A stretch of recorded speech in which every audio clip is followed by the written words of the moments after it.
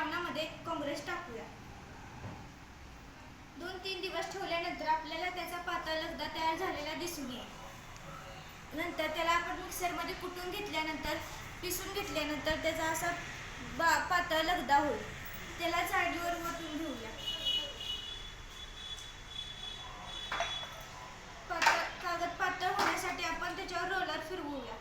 2-3 दिवस उन्हात ठेवल्यानंतर त्याच्यापासून हा कागद तयार होतो। या प्रोजेक्टचे फायदे शेताची स्वच्छता होईल। काँग्रेस व गवतासारख्या वनस्पतीचा उपयोग करून घेता येईल। टाकाऊपासून टिकाऊ वस्तू बनवता येईल। वृक्षतोड थांबेल। काँग्रेसपासून होणाऱ्या ॲलर्जी रोगावर आळा घालता येईल।